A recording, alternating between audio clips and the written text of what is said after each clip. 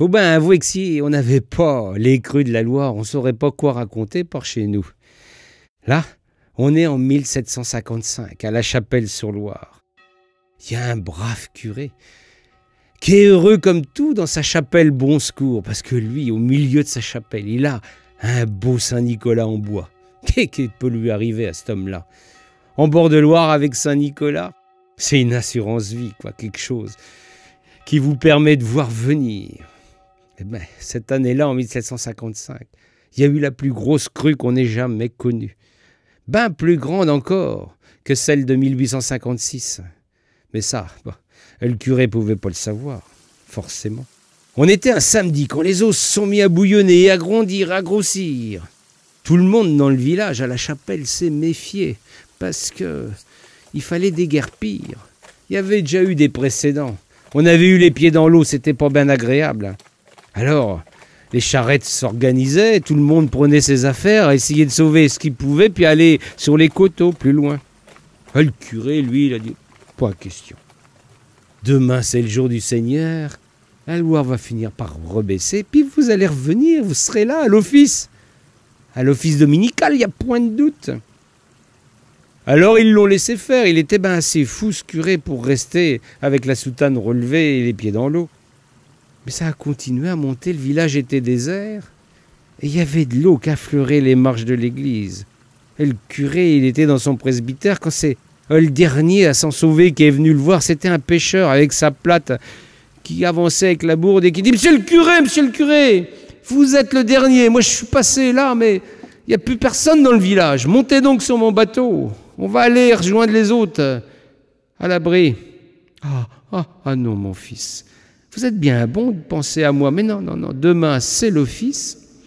Je vais aller me réfugier dans notre église, il m'arrivera rien.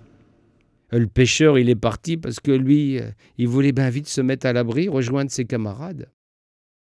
L'eau est montée, et au dimanche matin, elle était rentrée dans l'église. Il avait dû se réfugier sur son autel. Il avait passé une nuit blanche, ce pauvre curé. Il était ben seul au milieu de nulle part. Quand il y a un bateau, une toux qui passait par là, qui, elle, descendait la Loire et qui avait entendu parler parce que des gens sur la rive avaient hélé « Hé, marinier, notre curé est resté, il faut aller le sauver !» Ils se sont présentés comme ça aux portes de l'église, parce qu'il y avait moyen de naviguer jusqu'aux portes de l'église de la Chapelle-sur-Loire. Ils ont gueulé « Monsieur le curé, on nous envoie vous chercher, montez à bord !» Et le curé, toujours têtu, il n'a pas voulu de cette main tendue. Il a dit « Non, allez mes enfants, je reste, je ne peux pas quitter la maison commune, j'en suis le gardien.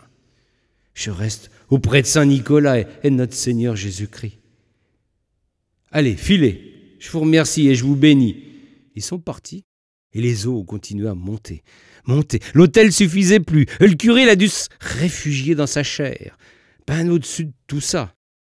Et là, ça commençait vraiment à être dangereux pour lui.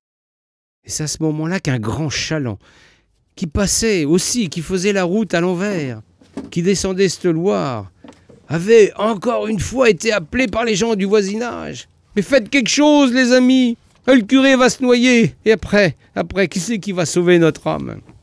Alors le chaland, il a un peu détourné son cours.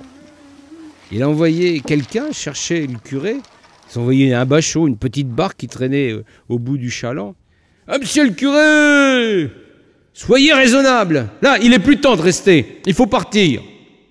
Un chaland vous attend juste à la porte de l'église. Montez à bord de ma barque et venez. » Et là, le curé s'est mis à dire des choses pas bien jolies, des choses, sans doute que le diable l'avait attrapé par la soutane ou je sais pas trop quoi, mais il a tonné, il a dit des vilainetés. Le pauvre marinier, il a pris son bachot, il est retourné au chaland, il est parti, il a dit « celui-là, il est perdu ». Eh oui, celui-là, il était perdu, parce qu'il avait dit telle vilaine chose, le curé, que la chair s'est effondrée, et que le pauvre homme, il s'est noyé. L'histoire avait pu être terminée comme ça, parce que le bonhomme, il arrive devant Saint-Pierre, avec sa grande barbe blanche. Saint-Pierre, il lui dit « Alors, monsieur le curé de la Chapelle-sur-Loire, Qu'est-ce qui vous arrive? Ah, m'en parlez pas, quelle histoire! J'ai cru en vous, j'ai prié Saint-Nicolas et votre Seigneur Jésus-Christ, et me v'là pour ma récompense noyé au milieu de mon église. Vous êtes même pas venu m'aider. Ouh! Malheureux, lui a dit Saint-Pierre. Quel homme de peu de foi tu es! Je t'ai envoyé un pêcheur. Je t'ai envoyé les mariniers sur une toux. Je t'ai même envoyé un chaland avec un gars qui avait pris son bachot pour venir te secourir au milieu de ton église. Et t'as refusé la main tendue que ton Seigneur t'avait envoyée par le truchement de ces bons hommes. Voilà, t'as pas cru en moi. Aide-toi, le ciel t'aidera. Ça veut dire que quand, sur terre, il y a quelqu'un qui te vient en secours comme ça, il faut écouter la parole de la sagesse et pas croire en certaines balivernes. Oui, tu vois. Eh bien, tu vas pas rester ici. Retourne rejoindre Satan, c'est tout ce que tu mérites.